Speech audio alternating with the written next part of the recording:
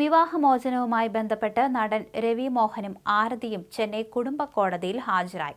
ഇരുവരും വ്യക്തിഗത ഹർജികൾ ഫയൽ ചെയ്തു. വിവാഹബന്ധം തുടരാൻ തനിക്ക് താൽപ്പര്യമില്ലെന്ന് രവി വ്യക്തമാക്കിയപ്പോൾ ആരതി പ്രതിമാസം 40 ലക്ഷം രൂപ ജീവനാംശം ആവശ്യപ്പെട്ടിരിക്കുന്നു. ബുധനാഴ്ച രവി മോഹൻ തന്റെ വിവാഹമോചന ആവശ്യം കോടതിയിൽ ഉന്നയിച്ചു. ആരതിയുടെ ആവശ്യം നിരസിക്കണമെന്ന് അദ്ദേഹം കോടതിയോട് പറഞ്ഞു. ഇരുകക്ഷികളോടും അവരുടെ ഹർജികൾ പുനഃപരിശോധിക്കാൻ നിർദ്ദേശിച്ച ജഡ്ജി വിഷയം പരിഗണിക്കുന്നത് ജൂൺ 12 മാറ്റി. സമവായത്തിലെത്താത്തതിനാൽ രേഖാമൂലമുള്ള പ്രതികരണങ്ങൾ സമർപ്പിക്കാൻ ഇരുകൂട്ടരോടും കോടതി നിർദ്ദേശിച്ചിട്ടുണ്ട്. രവിയോടും ആരതിയോടും പ്രശ്നങ്ങൾ പറഞ്ഞു തീർക്കാനായി മധ്യസ്ഥ ചർച്ചയിൽ പങ്കെടുക്കാൻ നിർദ്ദേശിച്ചിരുന്നു. എന്നാൽ ഇരുവരും ഇതിന് താൽപ്പര്യം കാണിക്കുകയോ സിറ്റിംഗിൽ പങ്കെടുക്കുകയോ ചെയ്തില്ല. ഇതോടെയാണ് മധ്യസ്ഥ ശ്രമങ്ങൾ പരാജയപ്പെട്ടതായി അധികൃതർ കോടതിയെ അറിയിച്ചത്. തുടർന്ന് വിവാഹമോചന വാദം പുനരാരംഭിച്ചു. വീഡിയോ കോൺഫറൻസിംഗ് വഴിയാണ് രവിയും ആരതിയും ഹാജരായത്. ഫെബ്രുവരി 15 ഇതിനു മുമ്പ് കോടതി ഈ കേസിൽ വാദം കേട്ടത്. അതേസമയം തന്നെ ഭാര്യ ആരതിക്കും അവരുടെ അമ്മയ്ക്കുമെതിരെ ഗുരുതരമായ വെളിപ്പെടുത്തലാണ് ജയൻ രവി ആദ്യം നടത്തിയത്. ഇപ്പോഴത്തെ ജയൻ രവിയുടെ ആരോപണങ്ങളിൽ മറുപടിയുമായി എത്തിയിരിക്കുകയാണ് ആരതി. തങ്ങളുടെ ബന്ധം തകരാൻ കാരണം മൂന്നാമതൊരാളുടെ സാന്നിധ്യമാണെന്ന് ആരതി പറയുന്നു. രവിയുടെ സുഹൃത്തും ഗായികയുമായ കെനിഷ ഫ്രാൻസിസിന്റെ പേരെടുത്ത് പറയാതെയാണ് ആരതിയുടെ കുറിപ്പ്. ഈ ബന്ധം കണ്ടുപിടിച്ചതിനെ തുടർന്നാണ് രവി മോഹൻ വിവാഹമോചനം വേർപെടുത്താൻ തീരുമാനിച്ചതെന്നാണ് അവർ വ്യക്തമാക്കിയത്. വിവാഹബന്ധം വേർപെടുത്താൻ തീരുമാനിക്കുന്നതിന് മുമ്പ് തൊട്ട് ഈ വ്യക്തി ജീവിതത്തിലുണ്ടായിരുന്നുവെന്നും ജയൻ രവി പറയുന്നത് മുഴുവൻ നുണയാണെന്നും ആരതി പറഞ്ഞു. അവസാനമായി പേടിയില്ലാതെ ചില സത്യങ്ങൾ തുറന്നു പറയാൻ ഞാൻ ആഗ്രഹിക്കുന്നു എന്ന് പറഞ്ഞാണ് ആരതി പറഞ്ഞത്.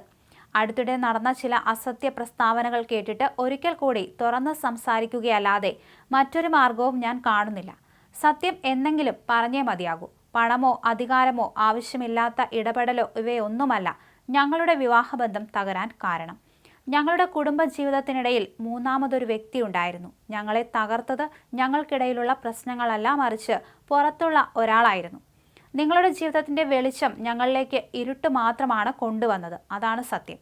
വിവാഹമോചനത്തിനായി കേസ് ഫയൽ ചെയ്യുന്നതിന് എത്രയോ മുൻപ് തന്നെ ഈ വ്യക്തി ഞങ്ങൾക്കിടയിൽ ഉണ്ടായിരുന്നു. ഇതിന്റെ ഊഹമല്ല, തെളിവുകളുള്ള കാര്യമാണ്. ഭർത്താവിനെ അമിതമായി നിയന്ത്രിക്കുന്ന ഭാര്യ എന്ന പഴി എനിക്കുണ്ട്. പക്ഷേ എൻ്റെ ഭർത്താവിനെ സ്വഭാവ ദൂഷ്യങ്ങളിൽ നിന്നും ദോഷകരമായ ശീലങ്ങളിൽ നിന്നും സംരക്ഷിക്കുന്നതിന് വേണ്ടി അദ്ദേഹത്തെ നിയന്ത്രിക്കാൻ ശ്രമിച്ചത് തെറ്റാണെങ്കിൽ അത് ഞാൻ സമ്മതിക്കുന്നു. പ്രേരിപ്പിക്കുന്നുവെങ്കിൽ അങ്ങനെയാകട്ടെ. സ്നേഹവതിയായ ഏതൊരു ഭാര്യയും അവരുടെ ഭർത്താവിൻ്റെ ക്ഷേമത്തിനും ആരോഗ്യത്തിനും വേണ്ടി ചെയ്യുന്നതേ ഞാനും ചെയ്തുള്ളൂ. അങ്ങനെ ചെയ്യാത്ത സ്ത്രീകൾക്ക് സമൂഹം പലപ്പോഴും വളരെ മോശമായ ലേബലുകളാണ് നൽകുന്നത്. ദുഷ്കരമെന്ന് പറയപ്പെട്ട കാലഘട്ടത്തിൽ പോലും ഒരു കുടുംബമെന്ന നിലയിൽ ഞങ്ങൾ കെട്ടുറപ്പുള്ളതായിരുന്നുവെന്നും ഭർത്താവിൻ്റെ മാതാപിതാക്കൾ ഉൾപ്പെടെ ഞങ്ങളോട് സ്നേഹം പങ്കിട്ടിരുന്നുവെന്നുമുള്ളതിന് ഞങ്ങളുടെ സോഷ്യൽ മീഡിയ തന്നെ തെളിവാണ്. അവസാന ദിവസം വരെ മറ്റു പലരെയും പോലെ സ്നേഹവും വിയോജിപ്പുകളും ഒരേ സ്വപ്നങ്ങളും ഇടയ്ക്കിടയ്ക്കുള്ള ഏറ്റുമുട്ടലുള്ള ഒരു യഥാർത്ഥ കുടുംബജീവിതമാണ് ഞങ്ങൾ നയിക്കുന്നതെന്നാണ് എന്നെ വിശ്വസിപ്പിച്ചിരുന്നത്. വീട് വിട്ടിറങ്ങിയത് എല്ലാ സ്ഥാവര ജംഗമ വസ്തുക്കളും അന്തസ്സും നഷ്ടപ്പെട്ടാണെന്ന് പറഞ്ഞല്ലോ. സത്യം എന്താണെന്നോ?